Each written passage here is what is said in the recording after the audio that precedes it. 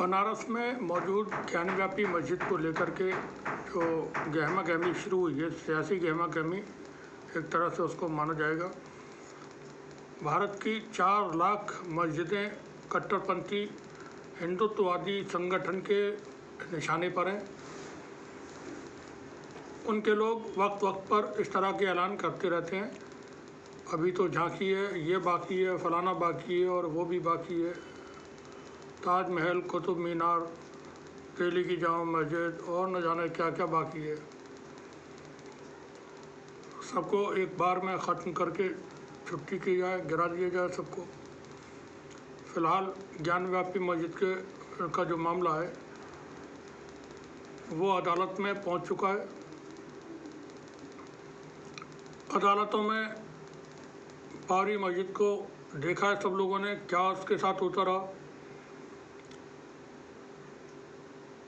मूर्तियां रखना अवैध था, गैर कानूनी था। मस्जिद को गिराना अवैध था, गैर कानूनी था। लेकिन मस्जिद की जो जगह थी वो हिंदू पक्ष को दे दी गई मंदिर बनाने के लिए। वहाँ मंदिर भव्य दिव्य विशाल विराट मंदिर बन कर के तैयार हो रहा है।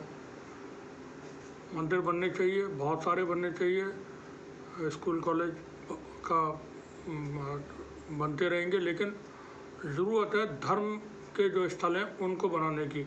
मुसलमानों को भी मस्जिदों की बहुत ज़रूरत है और बनना चाहिए, लाखों मस्जिदें और बनना चाहिए मुसलमानों को। स्कूल की कोई शायद मुसलमानों को तो कम से कम ज़रूरत नहीं है स्कूल कॉलेज वगैरह की। ज़्यादा से ज़्यादा मस्जिद, मदरसे, मौलवी ये सब बने। यहाँ मौलाना साहब कुछ कह रहे हैं वो देखें, महमूद मदनी है ये, देवबंद शरीफ के बहुत ही शरीफ हैं ये, तो इनको सुनना है ज़रा। फिर ऊपर की अदालतें टेक्निकल रीजन से उस फैसले को में दखल देने को तैयार नहीं है।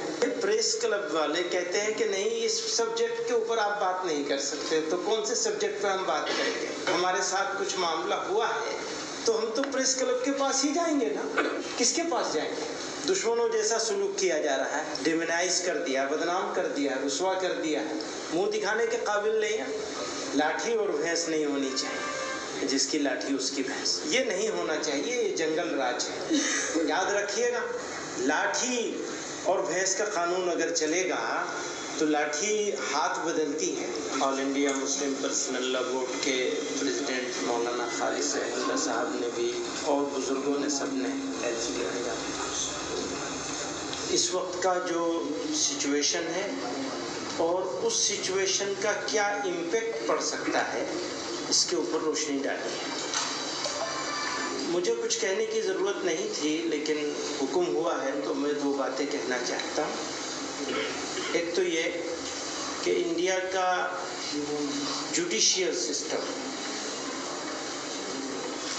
ये इसके ऊपर बहुत बड़ा क्वेश्चन मार्क आ गया है। जिस तरह वन साइडेड तरीके से एक तरफा तौर पर जाते जाते इसी से समझा जा सकता है फिर उनको इनामात भी मिल जाएंगे। जाते जाते का क्या होता है?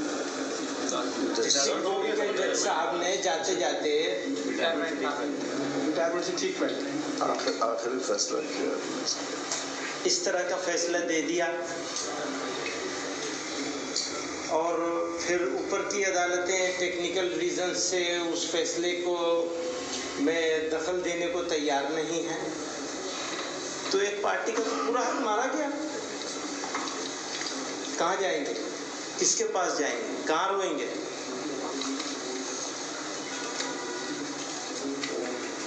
तो आप लोगों को इसीलिए बुलाया है, तकलीफ दी है।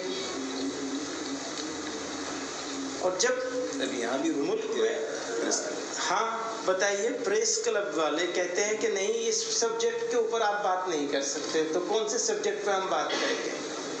वो सब्जेक्ट क्या होगा जिसके ऊपर हम बात कर सकते हैं, और वो सब्जेक्ट क्या होगा जिस पर बात नहीं कर सकते हैं? इसका फैसला भी सब्जेक्ट के ऊपर होगा। अगर हमारे साथ कुछ मामला हुआ है तो हम तो प्रेस क्लब के पास ही जाएंगे ना, किसके पास जाएंगे? वहां भी नहीं जा सकते। तो ऐसी सिचुएशन में हम खड़े हैं कि हमारी समझ में नहीं आता कि हम क्या कहें और क्या न कहें।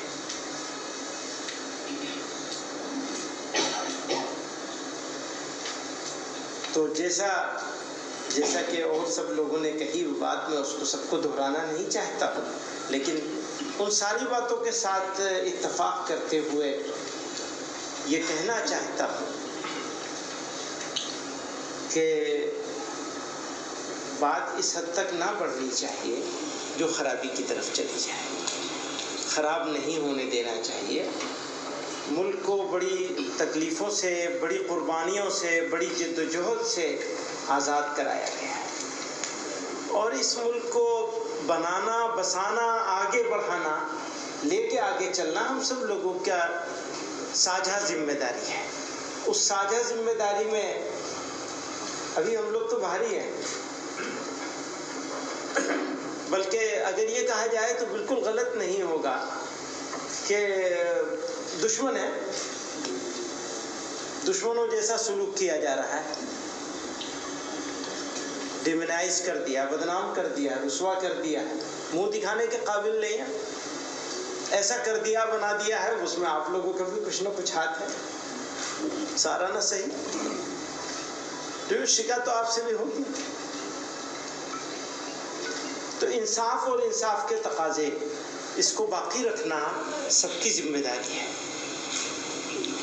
लाठी और भैंस नहीं होनी चाहिए, जिसकी लाठी उसकी भैंस, ये नहीं होना चाहिए। ये जंगल राज है, याद रखिएगा। लाठी और भैंस का कानून अगर चलेगा तो लाठी हाथ बदलती है, इसको ध्यान रखिएगा। तो अच्छा करना है और मिलजुल के करना है, यही कहना चाहते हैं। यहाँ अभी आप मौलाना महमूद मदनी साहब को सुन रहे थे। उन्होंने बड़ी साफ अल्फाजों में तमाम बातें कही हैं और समझदारों के लिए समझने के लिए काफ़ी है कि क्या हो रहा है मुल्क के अंदर। उन्होंने दबी ज़बान में ही वो बातें कही, लेकिन उनके मायने या अर्थ जो है बहुत साफ़ है, सबको समझ में आ रहा है कि कानून का राज जो है वो एक तरफा चल रहा है, एक पक्ष के ख़िलाफ़ और एक पक्ष के फेवर में। जिसकी लाठी उसकी भैंस की तरह चल रहा है, तो लाठी हाथ बदलती है, ये उनकी चेतावनी भी है। यहाँ पर ऐसी ज़रूरत या ऐसी नौबत नहीं आनी चाहिए जो लाठियों की ज़रूरत पड़े और लाठियाँ हाथ बदलें, टकराव होते हैं उससे। फिर समाज के अंदर टकराव होते हैं तो बड़े खून खराबे होते हैं। देश को ऐसी स्थिति से निकाला जाए जहां देश इस वक्त पहुंच चुका है। सन 1990 के बाद से जो देश के अंदर राजनीति शुरू हुई है, धर्म की राजनीति, उसने देश को बदहाली और नफ़रतों में धकेल दिया है। आज भारत में लाल कृष्ण आडवाणी को भारत रत्न दिया गया है। लोग पूछ रहे हैं इनका क्या योगदान है भारत के लिए, तो हमने उस पर रिपोर्ट किया, आप देखिए और रिपोर्ट आपको ठीक लगेगी। आडवाणी का योगदान है, उसी योगदान की वजह से अभी ये महमूद मदनी साहब आपसे बात कर रहे थे। बाबरी मस्जिद के बाद ज्ञानव्यापी मस्जिद, मथुरा की ईदगाह, और फिर ये सिलसिला चलता रहेगा, क्योंकि एक फ़ैसला ऐसा आ चुका है जिसके बाद अब किसी भी मस्जिद पर बेफिक्र होकर के, किसी भी इबादतगाह पर, किसी भी खानकाह पर, दरगाहें जो हैं उन पर कहीं भी हाथ डाला जा सकता है, ये बता करके कि यहाँ पर हमारी आस्था है और यहाँ पर एक मंदिर था हज़ारों साल पहले, सैकड़ों साल पहले, उसकी खुदाई कराई जाए, उसमें हड्डी, ईंटें कुछ मिल जाएगा, न मिलेगा तो रखा भी जा सकता है। जो फैसले दे सकते हैं तो वहाँ जो खुदाई वगैरह करने जाते हैं वो भी कुछ भी कर सकते हैं, और मिल जाए तो ठीक, न मिले तब ठीक, क्योंकि जिसकी लाठी उसकी भैंस। जब कानून ऐसे ही चलना है तो फिर फैसले जो है बाबरी मस्जिद की तरह दिए जाते रहेंगे, इससे टकराव होंगे फिर, और वो टकराव बड़े ख़तरनाक होंगे। अगर बाबरी मस्जिद के बाद किसी भी मस्जिद को कोई नुकसान होता है तो वो बड़ा नुकसानदेह होगा तमाम चीज़ें। शुक्रिया आप सभी का।